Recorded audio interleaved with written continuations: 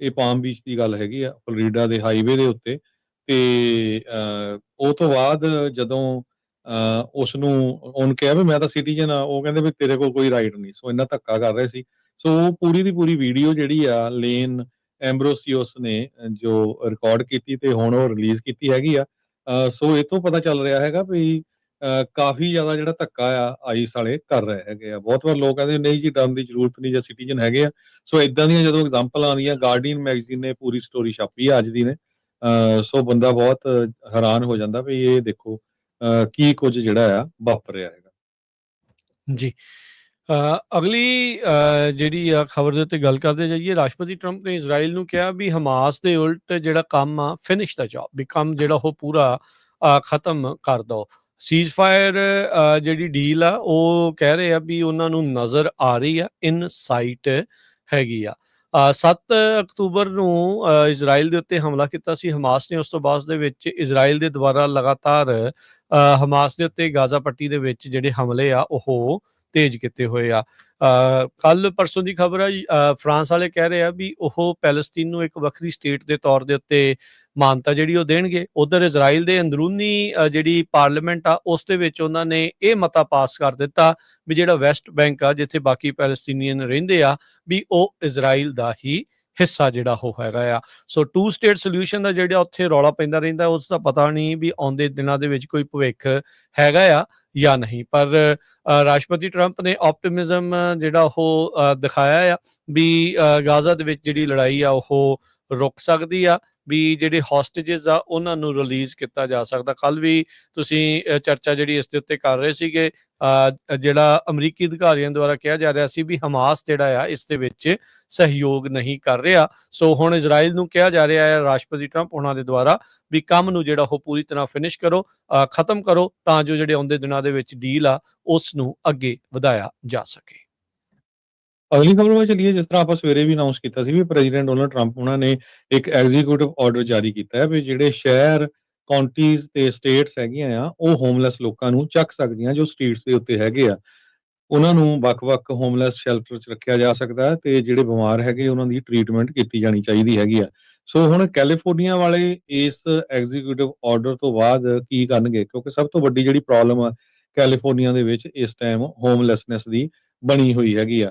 Trump ਤੇ ਗੈਬਨ Newsom ਹੁਣੀ ਇੱਕ ਦੂਜੇ ਨੂੰ ਅੱਖਾਂ ਪੂਰੀਆਂ ਦਿਖਾਲਦੇ ਰਹਿੰਦੇ ਆ ਪਿਛਲੇ ਸਮੇਂ ਦੇ ਵਿੱਚ ਦੇਖਿਆ ਹੈਗਾ।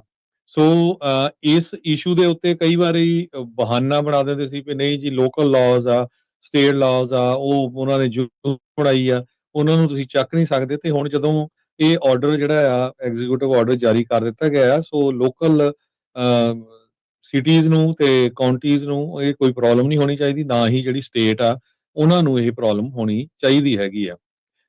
ਪਿਛਲੇ ਸਾਲ ਯੂਐਸ ਦੀ ਸੁਪਰੀਮ ਕੋਰਟ ਨੇ ਜੋ ਲੋਕ ਸੜਕਾਂ ਤੇ ਰਹਿੰਦੇ ਆ ਉਹਨਾਂ ਦੇ ਬਾਬਤ ਵੀ ਜਿਹੜੀ ਕਹਿੰਦੇ ਵੀ ਜਿਹੜੀ ਪ੍ਰੋਟੈਕਸ਼ਨ ਸੀ ਉਸ ਨੂੰ ਰਿਮੂਵ ਕਰ ਦਿੱਤਾ ਸੀ।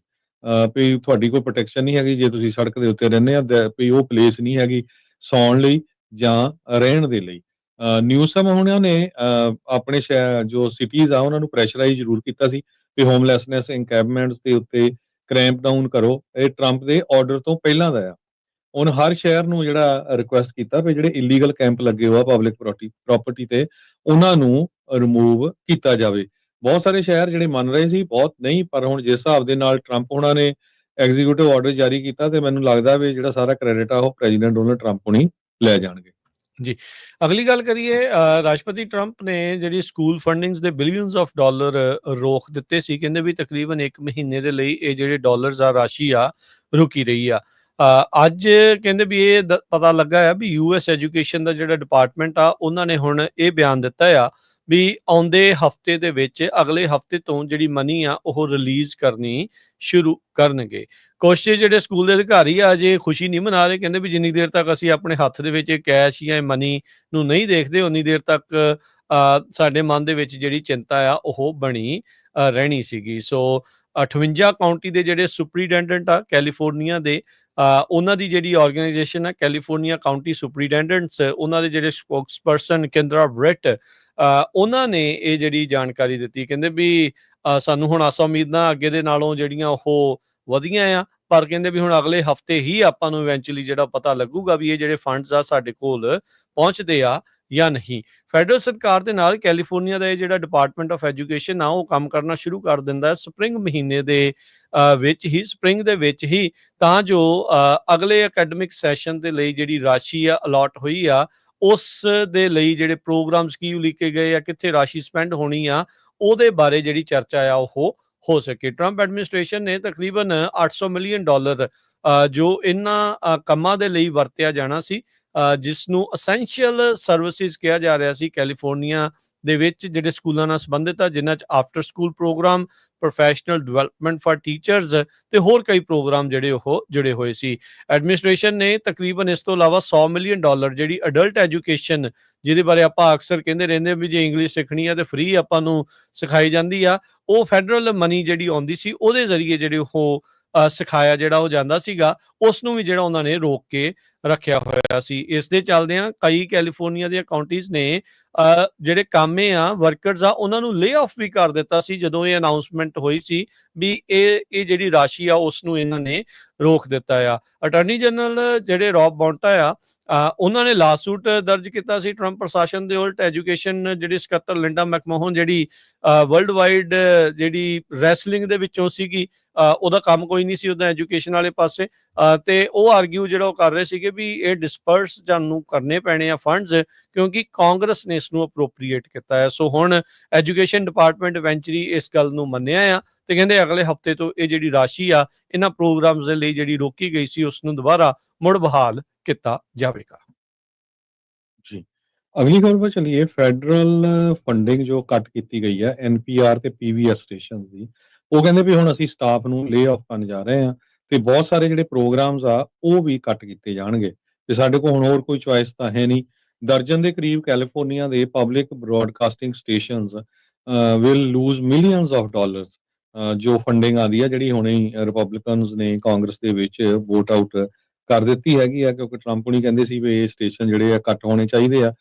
ਸੋ ਪਬਲਿਕ ਬ੍ਰੌਡਕਾਸਟਿੰਗ ਦੇ ਦੋਨੋਂ ਸਟੇਸ਼ਨ ਜਿਹੜੇ ਆ ਐਨਪੀਆਰ ਤੇ ਪੀਬੀਐਸ ਬਹੁਤ ਹੀ ਵਧੀਆ ਜਾਣਕਾਰੀ ਜਿਹੜੇ ਦਿੰਦੇ ਸੀ ਵੱਖ-ਵੱਖ ਮੁੱਦਿਆਂ ਦੇ ਉੱਤੇ। ਸੋ ਹੁਣ ਪ੍ਰੋਗਰਾਮ ਵੀ ਉਹਨਾਂ ਦੇ ਕੱਟ ਹੋਣਗੇ। ਕੈਲੀਫੋਰਨੀਆ ਦੇ 9 ਦੇ 9 ਰਿਪਬਲਿਕਨਸ ਨੇ ਕਾਂਗਰਸ ਦੇ ਵਿੱਚ ਵੋਟ ਪਾਈ ਆ ਵੀ ਇਹਨਾਂ ਦੀ ਫੰਡਿੰਗ ਘੱਟ ਹੋਣੀ ਚਾਹੀਦੀ ਹੈਗੀ ਆ। ਕੈਲੀਫੋਰਨੀਆ ਦੇ ਵਿੱਚ 35 ਦੇ ਕਰੀਬ ਜਿਹੜੇ ਸਟੇਸ਼ਨਸ ਹੈਗੇ ਆ, ਸੈਨ ਡੀਗੋ ਤੋਂ ਲੈ ਕੇ ਹੂਪਾ ਜੋ ਹੰਬਲਟ ਕਾਉਂਟੀ ਦੇ ਵਿੱਚ ਹੈਗੀ ਆ।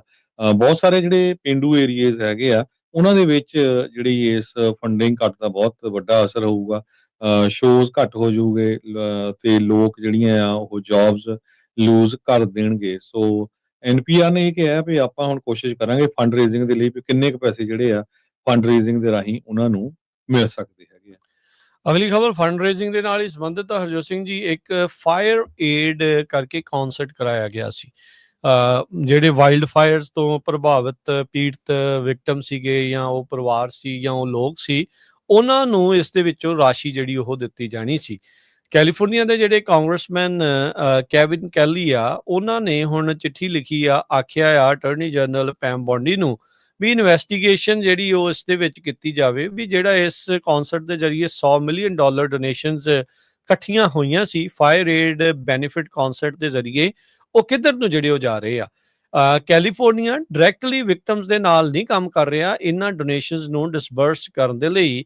ਇਨਫੈਕਟ ਕਹਿੰਦੇ ਵੀ ਉਹਨਾਂ ਨੇ ਬਹੁਤ ਸਾਰੀਆਂ ਜਿਹੜੀਆਂ ਨਾਨ ਪ੍ਰੋਫਿਟ ਆਰਗੇਨਾਈਜੇਸ਼ਨਸ ਨੂੰ ਵਿਚੋਲਾ ਬਣਾਇਆ ਆ, ਜੋ ਕਿ ਅੱਗੇ ਜਿਹੜੇ ਫਾਇਰ ਵਿਕਟਮਸ ਆ, ਵਾਈਲਡ ਫਾਇਰ ਵਿਕਟਮਸ ਆ, ਉਹਨਾਂ ਨੂੰ ਜਿਹੜੀ ਰਾਸ਼ੀ ਆ ਮੁਹੱਈਆ ਕਰਵਾ ਰਹੀ ਆ। ਸੋ ਫਾਰ ਇਹ $100 ਮਿਲੀਅਨ ਦੀ ਡੋਨੇਸ਼ਨਸ ਦੇ ਵਿੱਚੋਂ $75 ਮਿਲੀਅਨ ਗ੍ਰਾਂਟਸ ਦੇ ਵਿੱਚ ਨਾਨ ਪ੍ਰੋਫਿਟ ਆਰਗੇਨਾਈਜੇਸ਼ਨਸ ਨੂੰ ਦਿੱਤੇ ਜਾ ਚੁੱਕੇ ਆ।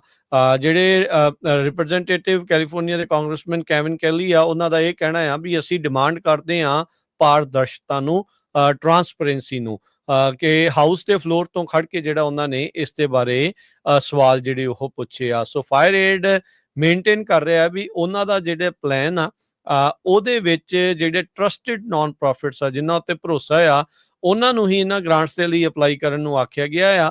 ਬੇਸਿਕਲੀ ਬਲੌਕ ਗ੍ਰਾਂਟਸ ਇਹਨਾਂ ਨੂੰ ਦਿੱਤੀਆਂ ਜਾ ਰਹੀਆਂ ਜੋ ਅੱਗੇ ਤੋਂ ਅੱਗੇ ਕਿਹੜੇ ਇਹਨਾਂ ਨੇ ਵੰਡਣੀਆਂ ਆ। ਸੋ ਕੈਲੀਫੋਰਨੀਆ ਦਾ ਸ਼ਾਇਦ ਇਹ ਮੰਨਣਾ ਹੈ ਵੀ ਉਹ ਡਾਇਰੈਕਟਲੀ ਲੋਕਾਂ ਨੂੰ ਮਨੀ ਜਿਹੜੀ ਉਹ ਮੁਹੱਈਆ ਨਹੀਂ ਕਰਾ ਸਕਦੇ, ਤੇ ਵਿਚਾਲੇ ਇਦਾਂ ਦੇ ਜਿਹੜੇ ਵਿਚੋਲੇ ਆ ਉਹ ਰੱਖੇ ਗਏ ਆ, ਤੇ ਇਵੈਂਚੁਅਲੀ ਜਿਹੜੇ ਵਿਚੋਲੇ ਹੁੰਦੇ ਆ ਉਹਨਾਂ ਦੇ ਓਵਰਹੈਡ ਹੁੰਦੇ ਆ। ਹੁਣ 100 ਮਿਲੀਅਨ ਚੋਂ ਐਗਜ਼ੈਕਟਲੀ ਕਿੰਨਾ ਲੋਕਾਂ ਦੇ ਲਈ ਜਿਹੜਾ ਉਹ ਜਾਊਗਾ, ਇਸ ਦੇ ਉੱਤੇ ਵੀ ਜਿਹੜੇ ਉਹ ਸਵਾਲ ਉੱਠਣਗੇ। ਸੋ ਹੁਣ ਕਿਉਂਕਿ ਟਰੰਪ ਪ੍ਰਸ਼ਾਸਨ ਨੂੰ ਉਹਦਾ ਤਾਂ ਕੈਲੀਫੋਰਨੀਆ ਦੇ ਨਾਲ, ਜਿੱਦਾਂ ਪਹਿਲਾਂ ਵੀ ਤੁਸੀਂ ਖਬਰਾਂ 'ਚ ਦੱਸਿਆ ਆ, ਵੀ ਪੇਚਾ ਤਾਂ ਪਿਆ ਹੀ ਰਹਿੰਦਾ ਆ। ਸੋ ਲੱਗਦਾ ਵੀ ਇਸ ਦੇ ਵਿੱਚ ਇਨਵੈਸਟੀਗੇਸ਼ਨ ਜਿਹੜੀ ਉਹ ਕੀਤੀ ਜਾ ਸਕਦੀ ਹੈਗੀ ਆ। ਮੈਡੀਕਲ ਦਾ ਉਹ ਸਟਾਫ ਜਿਨ੍ਹਾਂ ਨੇ ਕੋਸ਼ਿਸ਼ ਕੀਤੀ ਸੀ ਆਈਸ ਦੇ ਏਜੰਟਸ ਨੂੰ ਬਲੌਕ ਕਰਨ ਦੇ ਲਈ, ਜਦੋਂ ਇੱਕ ਬੰਦਾ ਜਿਹੜਾ ਹੋਂਡਰਨ ਨੈਸ਼ਨਲ ਆ, ਹੋਂਡਰਾਸ ਦਾ, ਉਹ ਉਹਨਾਂ ਦੇ ਆਫਿਸ ਦੇ ਵਿੱਚ ਐਂਟਰ ਕਰ ਗਿਆ ਸੀ। ਹੁਣ ਉਹ 2 ਜਿਹੜੇ ਮੈਡੀਕਲ ਸਟਾਫ ਦੇ ਮੈਂਬਰਸ ਆ, ਉਹਨਾਂ ਨੂੰ ਆਈਸ ਵਾਲੇ ਚਾਰਜ ਕਰਨ ਜਾ ਰਹੇ ਹੈਗੇ ਆ। ਔਰਟੇਗਾ ਨਾਮ ਦਾ ਬੰਦਾ, ਕਹਿੰਦੇ ਵੀ ਨਾ ਤਾਂ ਉੱਥੇ ਪੇਸ਼ੈਂਟ ਸੀਗਾ ਤੇ ਨਾ ਹੀ ਉਹਦੀ ਕੋਈ ਅਪਾਇੰਟਮੈਂਟ ਸੀਗੀ। ਪਰ ਉਹ ਜਦੋਂ ਲੈਂਡਸਕੇਪਿੰਗ ਦਾ ਕੰਮ ਕਰਦਾ ਸੀ, ਜਦੋਂ ਆਈਸ ਵਾਲੇ ਉਹਦੇ ਪਿੱਛੇ ਗਏ ਤਾਂ ਉਹ ਭੱਜ ਕੇ ਇਸ ਮੈਡੀਕਲ ਸੈਂਟਰ ਦੇ ਵਿੱਚ ਵੜ ਗਿਆ। ਉਸ ਤੋਂ ਬਾਅਦ ਇੱਕ ਸਰਟੀਫਾਈਡ ਸਰਜੀਕਲ ਟੈਕਨੋਲੋਜਿਸਟ ਤੇ ਇੱਕ ਹੋਰ ਬੰਦੇ ਨੂੰ ਹੁਣ ਉਹਨਾਂ ਦੇ ਉੱਤੇ ਕ੍ਰਿਮੀਨਲ ਕੰਪਲੇਨ ਹੋਈ ਹੈਗੀ ਆ, ਤੇ ਉਹਨਾਂ ਨੇ ਆਈਸ ਦੇ ਏਜੰਟਸ ਨੂੰ ਰੋਕਣ ਦੀ ਕੋਸ਼ਿਸ਼ ਕੀਤੀ। ਜੀ। ਅਗਲੀ ਜਿਹੜੀ ਹਰਜੋਤ ਸਿੰਘ ਜੀ ਖਬਰ ਆ, ਉਸ ਦੇ ਉੱਤੇ ਨਜ਼ਰ ਮਾਰਦੇ ਜਾਈਏ। ਤਾਂ ਜਿੱਦਾਂ ਆਈਸ ਦਾ ਤੁਸੀਂ ਜਿਹੜਾ ਹਰਜੋਤ ਸਿੰਘ ਜੀ ਦੱਸ ਹੀ ਰਹੇ ਸੀਗੇ, ਤੇ ਕਹਿੰਦੇ ਵੀ ਸਟੇਟ ਦੇ ਵਿੱਚ ਜਿਹੜੀਆਂ ਇਮੀਗ੍ਰੇਸ਼ਨ ਰੇਟਸ ਆ, ਇਹ ਪੋਲੀਟੀਕੋ ਅੱਜ ਇਹ ਆਰਟੀਕਲ ਜਿਹੜਾ ਉਹ ਲਿਖ ਰਿਹਾ ਆ, ਕਹਿੰਦੇ ਵੀ ਉਹ ਜਿਹੜੀਆਂ ਰਿਪਬਲਿਕਨਸ ਦੇ ਲਈ ਇੱਕ ਕਾਫੀ ਵੱਡੀ ਪ੍ਰੋਬਲਮ ਤੇ ਚੁਣੌਤੀ ਜਿਹੜੀ ਆ ਉਹ ਬਣ ਰਹੀ ਆ।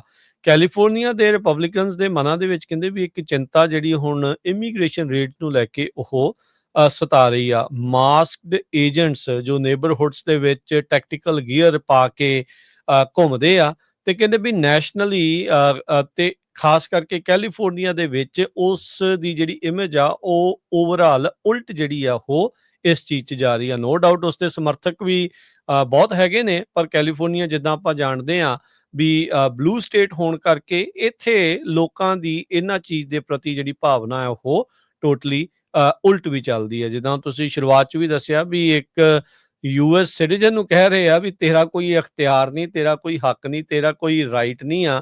ਸੋ ਇਹ ਗੱਲਾਂ ਜਿਹੜੀਆਂ ਇਵੈਂਚੁਅਲੀ ਇਹਨਾਂ ਦੇ ਲਈ ਪੁੱਠੀਆਂ ਜਿਹੜੀਆਂ ਉਹ ਪੈ ਸਕਦੀਆਂ ਆ। ਉਧਰ ਕੈਲੀਫੋਰਨੀਆ ਦਾ ਗਵਰਨਰ ਜਿਹੜਾ ਗੈਵਿਨ ਨਿਊਸਮ ਆ, ਉਹਨੇ ਫਿਰ ਇਸ ਗੱਲ ਨੂੰ ਦੁਹਰਾਇਆ ਆ ਵੀ ਜੇ ਟੈਕਸਸ 5 ਸੀਟਾਂ ਰੀਡਿਸਟ੍ਰਿਕਟ ਕਰਕੇ ਹਾਸਲ ਕਰਨ ਦੀ ਕੋਸ਼ਿਸ਼ ਕਰੂਗਾ, ਤਾਂ ਕੈਲੀਫੋਰਨੀਆ ਦੇ ਵਿੱਚ ਵੀ ਅਸੀਂ ਵੀ ਜਿਹੜੀ ਰੀਡਿਸਟ੍ਰਿਕਟਿੰਗ ਕਰਾਂਗੇ, ਤਾਂ ਜੋ ਜਿਹੜੇ ਕੁਛ ਇੱਥੇ ਰਿਪਬਲਿਕਨ ਕੈਂਡੀਡੇਟ ਜਿਹੜੇ ਜਿੱਤਦੇ ਨੇ, ਕਾਂਗਰਸਮੈਨ ਜਾਂ ਕਾਂਗਰਸਵੂਮਨ ਜਿੱਤਦੇ ਆ, ਉਹਨਾਂ ਦਾ ਵੀ ਪਾਸਾ ਜਿਹੜਾ ਉਹ ਪਲਟਿਆ ਜਾ ਸਕੇ। ਸੋ ਇੱਕ ਨਵੇਂ ਤਰ੍ਹਾਂ ਦੀ ਜਿਹੜੀ ਲੜਾਈ ਹਾਊਸ ਦੇ ਕੰਟਰੋਲ ਦੇ ਵਿੱਚ ਰੱਖਣ ਦੇ ਲਈ ਇਸ ਟਾਈਮ ਰਿਪਬਲਿਕਨਸ ਤੇ ਡੈਮੋਕ੍ਰੇਟਸ ਦੇ ਦਰਮਿਆਨ ਸ਼ੁਰੂ ਹੋ ਚੁੱਕੀ ਆ। ਕੈਲੀਫੋਰਨੀਆ ਦੇ ਵਿੱਚ ਜਿਹੜੇ ਸਕੂਲਾਂ 'ਚ ਜਾ ਰਹੇ ਬੱਚੇ ਆ, ਉਹਨਾਂ ਦਾ ਜਿਹੜਾ ਨਵਾਂ ਸੈਸ਼ਨ ਸ਼ੁਰੂ ਹੋਣ ਜਾ ਰਿਹਾ ਹੈ 2025 ਤੋਂ ਲੈ ਕੇ 2026 ਤਾਈਂ। ਕਿਹੜਾ ਜਿਹੜਾ ਫਸਟ ਡੇ ਆਫ ਸਕੂਲ ਹੋਊਗਾ, ਇਹ ਅਲੱਗ-ਅਲੱਗ ਯੂਨੀਫਾਈਡ ਸਕੂਲ ਡਿਸਟ੍ਰਿਕਟ ਨੇ ਤੈਅ ਕੀਤਾ ਹੋਇਆ ਹੈ। ਕੁਛ ਸਕੂਲ ਡਿਸਟ੍ਰਿਕਟ ਇਸ ਜਿਹੜਾ ਆਉਣ ਵਾਲਾ ਵੀਕ ਆ, ਐਂਡ ਆਫ ਜੁਲਾਈ, ਉਹਦੇ ਸ਼ੁਰੂ ਹੋਣ ਜਾ ਰਹੇ ਆ। ਕੁਛ ਜਿਹੜੇ ਆ ਪਹਿਲੇ ਵੀਕ ਸ਼ੁਰੂ ਹੋਣ ਜਾ ਰਹੇ ਆ। ਸਟਾਕਟਨ 'ਚ ਜੁਲਾਈ 28 ਤੋਂ, ਲੋਡਾਈ ਯੂਨੀਫਾਈਡ 'ਚ ਜਿਹੜੇ ਹੈਗੇ ਆ ਜੁਲਾਈ 31 ਤੋਂ, ਇੱਥੇ ਟ੍ਰੇਸੀ 'ਚ ਅਗਸਤ 4 ਚੋਂ ਹੋਣੇ ਹੈਗੇ ਆ, ਸਟਾਕਟਨ 'ਚ ਵੀ ਅਗਸਤ 4 ਤੋਂ ਹੋਣੇ ਆ। ਸੋ ਵੱਖ-ਵੱਖ ਸ਼ਹਿਰਾਂ ਦੀ ਜਿਹੜੀ ਡਿਟੇਲ ਆ, ਇਹ ਅੱਜ ਇੱਕ ਮੈਗਜ਼ੀਨ ਨੇ ਪੂਰੀ ਛਾਪੀ ਹੈਗੀ ਆ ਵੀ ਕਿਹੜੇ-ਕਿਹੜੇ ਸਕੂਲ ਕਿਹੜੀ-ਕਿਹੜੀ ਡੇਟ ਨੂੰ ਜਿਹੜੇ ਆ ਉਹ ਖੁੱਲਣ ਜਾ ਰਹੇ ਆ। ਸੋ ਮੈਜੋਰਟੀ 'ਚ ਇਹੀ ਆ ਵੀ ਪਹਿਲੇ ਵੀਕ 'ਚ, ਕੁਛ ਜਿਹੜੇ ਆ ਦੂਜੇ ਵੀਕ ਦੇ ਵਿੱਚ ਓਪਨ ਹੋਣ ਜਾ ਰਹੇ ਆ। ਜੀ। ਹਰਜੋਤ ਸਿੰਘ ਜੀ, ਖਬਰਾਂ ਦਾ ਸਮਾਂ ਵੀ ਜਿਹੜਾ ਉਹ ਸਮਾਪਤੀ ਦੇ ਵੱਲ ਨੂੰ ਜਿਹੜਾ ਉਹ ਵੱਧ ਰਿਹਾ ਆ, ਤੇ ਇਸ ਦੇ ਵਿੱਚ ਇੱਕ ਹੋਰ ਅੱਗੇ ਆਪਾਂ ਖਬਰ ਦੇ ਵਿੱਚ ਨਜ਼ਰ ਮਾਰਦੇ ਜਾਈਏ। ਫੈਡਰਲ ਅਪੀਲ ਕੋਰਟਸ ਨੇ ਰੂਲ ਕੀਤਾ ਆ ਵੀ ਜਿਹੜੇ ਕੈਲੀਫੋਰਨੀਆ ਦੇ ਐਮੂਨੇਸ਼ਨ, ਯਾਨੀ ਕਿ ਜਦੋਂ ਤੁਸੀਂ ਅਸਲਾ ਖਰੀਦਣ ਜਾਂਦੇ ਆ, ਉਸ ਦੇ ਲਈ ਜਿਹੜੇ ਬੈਕਗਰਾਊਂਡ ਚੈੱਕਸ ਆ, ਉਹ ਗੈਰ ਸੰਵਿਧਾਨਿਕ ਨੇ, ਅਨਕੌਂਸਟੀਟਿਊਸ਼ਨਲ ਇਸ ਨੂੰ ਕਰਾਰ ਦਿੱਤਾ ਗਿਆ ਆ। ਸਰਕਟ ਜੱਜ ਸੈਂਡਰਾ ਐਕੂਟਾ, ਉਹਨਾਂ ਨੇ ਕਿਹਾ ਵੀ ਇਹ ਜਿਹੜਾ ਲਾਅ ਆ ਮੀਨਿੰਗਫੁਲੀ ਕੰਸਟ੍ਰੇਂਟ ਕਰਦਾ ਆ, ਯਾਨੀ ਕਿ ਲੋਕਾਂ ਦੇ ਉੱਤੇ ਬੰਦਸ਼ਾਂ ਜਿਹੜੀਆਂ ਉਹ ਲਾਉਂਦਾ ਆ, ਜਿਹਦੇ ਨਾਲ ਜਿਹੜੀ ਸੈਕੰਡ ਅਮੈਂਡਮੈਂਟ ਦੇ ਤਹਿਤ ਕੀਪ ਐਂਡ ਬੇਅਰ ਆਰਮਸ ਦੀ ਜਿਹੜੀ ਇੱਕ ਹਿਸਾਬ ਦੇ ਨਾਲ ਉਲੰਘਣਾ ਹੁੰਦੀ ਆ। 9th US circuit court of appeals ਨੇ ਇਸ ਤੋਂ ਪਹਿਲਾਂ ਜਿਹੜੀ ਹੇਠਲੀ ਅਦਾਲਤ ਦੇ ਜਿਹੜੇ ਜੱਜ ਦਾ ਪਰਮਾਨੈਂਟ ਇੰਜੰਕਸ਼ਨ ਲਾਇਆ ਸੀਗਾ ਸੂਬੇ ਦੇ ਇਸ ਲਾ ਦੇ ਉਲਟ, ਉਸ ਨੂੰ ਇੱਕ ਦੇ ਮੁਕਾਬਲੇ ਦੋ ਜਿਹੜੇ ਜੱਜ ਆ ਉਹਨਾਂ ਨੇ ਅਪਹੈਲਡ ਕੀਤਾ, ਯਾਨੀ ਕਿ ਬਰਕਰਾਰ ਰੱਖਿਆ ਆ। ਕੈਲੀਫੋਰਨੀਆ ਦੇ ਵਿੱਚ ਆਪਣੇ ਤਰ੍ਹਾਂ ਦੇ ਪਹਿਲਾ ਲਾਅ ਬਣਾਇਆ ਗਿਆ ਸੀ ਵੀ ਜਿਹੜੇ ਗਨ ਓਨਰਸ ਆ ਉਹਨਾਂ ਨੂੰ ਬੈਕਗਰਾਉਂਡ ਚੈੱਕ ਦੇ ਥਰੂ ਜਾਣਾ ਪੈਣਾ ਸੀ ਜੇ ਉਸ ਜਿਹੜੇ ਆਰਮ ਦੇ ਲਈ ਜਾਂ ਰਾਈਫਲ ਆ ਜਾਂ ਗਨ ਆ ਉਹਦੇ ਲਈ ਜਿਹੜੀਆਂ ਗੋਲੀਆਂ ਜਾਂ ਬਰੂਦ ਜਿਹੜਾ ਖਰੀਦਣਾ ਆ ਵੀ ਉਹਦੇ ਵਿੱਚ ਉਹਨਾਂ ਦਾ ਬੈਕਗਰਾਉਂਡ ਚੈੱਕ ਹੋਣਾ ਸੀ। ਪਰ ਸਰਕਟ ਕੋਰਟ ਨੇ 9th US circuit court of appeal ਨੇ ਇਸ ਨੂੰ ਅਨਕਨਸਟੀਟਿਊਸ਼ਨਲ ਕਰਾਰ ਦੇ ਕੇ ਹੇਠਲੀ ਅਦਾਲਤ ਦੇ ਫੈਸਲੇ ਨੂੰ ਬਰਕਰਾਰ ਰੱਖਿਆ ਆ ਤੇ ਇਸ ਕਾਨੂੰਨ ਦੇ ਉੱਤੇ ਬਲੌਕ ਬਰਕਰਾਰ ਰਹੇਗਾ। ਜੀ, ਤੇ ਤੁਸੀਂ ਸਟਾਕ ਮਾਰਕੀਟ ਦੀ ਗੱਲ ਕਰਨੀ ਆ ਤੇ ਜੇ ਜੌਬਸ ਦੀ ਗੱਲ ਕਰਦੇ ਜਾਈਏ, ਪਿਛਲੇ ਦਿਨਾਂ 'ਚ ਮੈਂ ਆਈਟੀ ਸੈਕਟਰ 'ਚ ਦੱਸਿਆ ਸੀ, ਖਾਸ ਕਰਕੇ ਇੰਟਲ ਤੇ ਹੁਣ ਸੈਨ ਫਰਾਂਸਿਸਕੋ ਗੇਟ ਰਿਪੋਰਟ ਕਰ ਰਿਹਾ ਵੀ ਜਿਹੜੀਆਂ ਬਾਇਓਮੈਡੀਕਲ ਕੰਪਨੀਆਂ ਹੈਗੀਆਂ ਕੈਲੀਫੋਰਨੀਆ ਦੇ ਬੇ ਏਰੀਏ ਦੇ ਵਿੱਚ, ਉੱਥੇ ਬਹੁਤ ਵੱਡੀ ਜਿਹੜੀ ਲੇ ਆਫ ਹੋ ਰਹੀ ਹੈਗੀ ਆ। ਨਵੀਆਂ ਜਿਹੜੀਆਂ ਸਟਾਰਟਅਪ ਕੰਪਨੀਆਂ ਆ ਬਾਇਓਟੈਕਨੋਲੋਜੀ ਦੀਆਂ, ਉਹਨਾਂ ਨੂੰ ਕਿਸੇ ਤਰ੍ਹਾਂ ਦੀ ਫੰਡਿੰਗ ਨਹੀਂ ਮਿਲ ਰਹੀ ਹੈਗੀ। ਬ੍ਰਿਸਬੇਨ ਤੋਂ ਲੈ ਕੇ ਸਾਊਥ ਸੈਨ ਫਰਾਂਸਿਸਕੋ ਦਾ ਸਾਰਾ ਜਿਹੜਾ ਏਰੀਆ ਹੈਗਾ ਆ ਉਹ ਬਾਇਓਟੈਕਨੋਲੋਜੀ ਨਾਲ ਰਿਲੇਟਡ ਆ। ਉੱਥੇ ਬਹੁਤ ਸਾਰੇ ਲੋਕ ਪੀਐਚਡੀਜ਼ ਹੋਰ ਹਾਇਰ ਕੁਆਲੀਫਿਕੇਸ਼ਨ ਵਾਲੇ ਜੋ ਆ ਰਿਸਰਚ ਕਰਦੇ ਆ, ਖਾਸ ਕਰਕੇ ਮੈਡੀਕਲ ਫੀਲਡ ਦੇ ਵਿੱਚ। ਤੇ ਬਾਇਓਟੈਕ ਫੀਲਡ ਦੇ ਵਿੱਚ ਵੀ ਪਿਛਲੇ ਹਫ਼ਤਿਆਂ ਦੇ ਵਿੱਚ ਕਾਫੀ ਵੱਡੀ ਜਿਹੜੀ ਆ ਲੇ ਆਫ ਹੋਈ ਹੈਗੀ ਆ। ਕਹਿੰਦੇ ਵੀ ਜਿਹੜੇ ਇਨਵੈਸਟਰ ਆ ਉਹ ਭੱਜ ਗਏ ਹੈਗੇ ਆ। ਫਲੱਡ ਆਫ ਲੇ ਆਫਸ ਬਾਇਓਟੈਕਨੋਲੋਜੀ ਵਿੱਚ ਚੱਲ ਰਿਹਾ ਹੈ ਜੀ। ਤੇ ਇੱਕ ਖਬਰ ਜਿਹੜੀ ਹਰਜੋਤ ਸਿੰਘ ਜੀ ਕਰਦੇ ਜਾਈਏ, ਜਿਹੜੇ ਕੁਝ ਇਮੀਗ੍ਰੇਸ਼ਨ ਜੱਜ ਜਿਨ੍ਹਾਂ ਨੂੰ ਟਰੰਪ ਪ੍ਰਸ਼ਾਸਨ ਦੇ ਦੁਆਰਾ ਫਾਇਰ ਕੀਤਾ ਗਿਆ ਸੀ, ਉਹ ਕੱਲ ਜਿਹੜੇ ਉਹ ਕੁਝ ਬੋਲੇ ਆ, ਉਹ ਕਹਿ ਰਹੇ ਆ ਵੀ ਜਿਹੜਾ ਜਸਟਿਸ ਡਿਪਾਰਟਮੈਂਟ ਦੀ ਜੁਡੀਸ਼ੀਅਲ ਇੰਡੀਪੈਂਡੈਂਸ ਆ ਉਹ ਇਸ ਟਾਈਮ ਖਤਰੇ ਦੇ ਵਿੱਚ ਹੈਗੀ ਆ। ਮੈਸਾਚਿਊਸਟ ਇਮੀਗ੍ਰੇਸ਼ਨ ਕੋਰਟ ਤੋਂ ਫਾਇਰ ਹੋਏ ਜਿਹੜੇ ਦੋ ਜੱਜ ਆ, ਉਹਨਾਂ ਨੇ ਕਿਹਾ ਵੀ ਇਹ ਜਿਹੜੀਆਂ ਸਾਡੀਆਂ ਜਿਹੜੀਆਂ ਟਰਮੀਨੇਸ਼ਨਸ ਆ ਇਹ ਆਰਬਿਟਰੀ ਸੀ, ਟੋਟਲੀ ਅਨਫੇਅਰ ਜਿਹੜਾ ਸਾਡੇ ਨਾਲ ਸਲੂਕ ਕੀਤਾ ਜਿਹੜਾ ਹੋ ਗਿਆ ਆ। ਇਹ ਫੈਡਰਲ ਇਮੀਗ੍ਰੇਸ਼ਨ ਜੱਜ ਸੀਗੇ, ਈਮੇਲ ਦੇ ਜ਼ਰੀਏ ਇਹਨਾਂ ਨੂੰ ਫਾਇਰ ਕੀਤਾ ਗਿਆ ਸੀ। ਲਾਸਟ ਟਾਈਮ ਜਦ ਅਟਾਰਨੀ ਜੇ ਟਿਰਕੀਆਨਾ ਜੀ ਆਪਣੇ ਨਾਲ ਪ੍ਰੋਗਰਾਮ ਕਰ ਰਹੇ ਸੀ, ਉਹਨਾਂ ਨੇ ਦੱਸਿਆ ਸੀ ਵੀ ਇਸ ਤਰੀਕੇ ਦੇ ਨਾਲ ਹੋਇਆ, ਕੇਸ ਸੁਣਦੇ ਜੱਜ ਨੂੰ ਈਮੇਲ ਆ ਗਈ ਵੀ ਤੁਸੀਂ ਫਾਇਰ ਜਿਹੜੇ ਆ ਉਹ ਹੋ ਚੁੱਕੇ ਆ। ਜਾਰਜ ਪਾਪਸ, ਜੈਨੀਫਰ ਪੇਟਨ ਤੇ ਕਾਰਲਾ ਐਸਪੀਨੋਜ਼ਾ, ਇਹ ਜਿਹੜੇ ਜੱਜ ਨੇ ਜਿਨ੍ਹਾਂ ਨੂੰ ਇਸ ਮਹੀਨੇ ਦੇ ਵਿੱਚ ਈਮੇਲ ਦੇ ਜ਼ਰੀਏ ਡਿਪਾਰਟਮੈਂਟ ਆਫ ਜਸਟਿਸ ਨੇ ਕੰਮ ਤੋਂ ਜਿਹੜਾ ਉਹ ਲਾਂਭੇ ਕਰ ਦਿੱਤਾ ਸੀਗਾ। ਸੋ ਕਹਿੰਦੇ ਵੀ 2000 ਕੇਸ ਇਹਨਾਂ ਤਿੰਨਾਂ ਜੱਜਸ ਦੇ ਦਰਮਿਆਨ ਜਿਹੜੇ ਆ ਉਹ ਚੱਲ ਰਹੇ ਸੀਗੇ। ਸੋ ਇਹਦੇ ਨਾਲ ਕੇਸਾਂ ਦੇ ਵਿੱਚ ਤੇਜ਼ੀ ਆਊਗੀ ਜਾਂ ਜਿਹੜਾ ਸਲੋ ਡਾਊਨ ਹੋਊਗਾ, ਇਹ ਤਾਂ ਹੁਣ ਲੋਕ ਸਹਿਜ ਹੀ ਜਿਹੜਾ ਅੰਦਾਜ਼ਾ ਲਾ ਸਕਦੇ ਆ। 2025 ਦੀ ਸ਼ੁਰੂਆਤ ਤੋਂ ਲੈ ਕੇ ਹੁਣ ਤੱਕ 700 ਕੁੱਲ ਜਿਹੜੇ ਯੂਐਸ ਦੇ ਇਮੀਗ੍ਰੇਸ਼ਨ ਕੋਰਟ ਦੇ ਜੱਜ ਆ, ਉਹਨਾਂ ਵਿੱਚੋਂ 1/6 ਨੇ ਜਾਂ ਅਸਤੀਫਾ ਦੇ ਦਿੱਤਾ ਆ ਤੇ ਜਾਂ ਉਹਨਾਂ ਨੂੰ ਫਾਇਰ ਜਿਹੜਾ ਉਹ ਕਰ ਦਿੱਤਾ ਗਿਆ ਹੈਗਾ ਆ। ਸੋ 1 ਦਰਜਨ ਤੋਂ ਵੱਧ ਇਮੀਗ੍ਰੇਸ਼ਨ ਜੱਜ ਪਿਛਲੇ ਕੁਝ ਹਫ਼ਤਿਆਂ ਦੇ ਵਿੱਚ ਉਹਨਾਂ ਨੂੰ ਬਾਹਰ ਦਾ ਰਸਤਾ ਜਿਹੜਾ ਉਹ ਦਿਖਾਇਆ ਜਾ ਚੁੱਕਾ ਆ। ਇੱਕ ਫਾਇਰਡ ਇਮੀਗ੍ਰੇਸ਼ਨ ਕੋਰਟ ਜੱਜ ਕੈਰੀ ਡੋਇਲ ਉਹ ਕਹਿ ਰਹੇ ਆ ਵੀ ਜਿਹੜਾ ਮੈਸੇਕਰ ਚੱਲ ਰਿਹਾ ਹੈ ਇਮੀਗ੍ਰੇਸ਼ਨ ਕੋਰਟਸ ਦੇ ਵਿੱਚ ਔਨਗੋਇੰਗ ਆ ਤੇ ਇਸ ਨੂੰ ਰੋਕਣ ਦੀ ਜ਼ਰੂਰਤ ਹੈਗੀ ਆ। ਤੇ ਆਬਵੀਅਸਲੀ ਉਹਨਾਂ ਜੱਜਾਂ ਦੇ ਉੱਤੇ ਹੀ ਗਾਜ ਡਿੱਗ ਰਹੀ ਆ ਜਿਨ੍ਹਾਂ ਦੀ ਇਹ ਆਖਿਆ ਮੰਨਿਆ ਜਾਂਦਾ ਹੈ ਵੀ ਉਹ ਕੇਸ ਜ਼ਿਆਦਾ ਪਾਸ ਕਰਦੇ ਨੇ। ਤੇ ਹਰਜੋਤ ਸਿੰਘ ਜੀ ਚਾਹੁੰਦੇ ਜੀ ਜੀ ਕਰੰਸੀ ਦੀ ਗੱਲ ਕਰਦੇ ਜਾਈਏ, ਇੱਕ ਯੂਐਸ ਡਾਲਰ ਦੇ ਬਰਾਬਰ ਇੰਡੀਆ ਦੇ 86 ਰੁਪਏ ਤੇ 50 ਪੈਸੇ ਰਹੇ ਆ।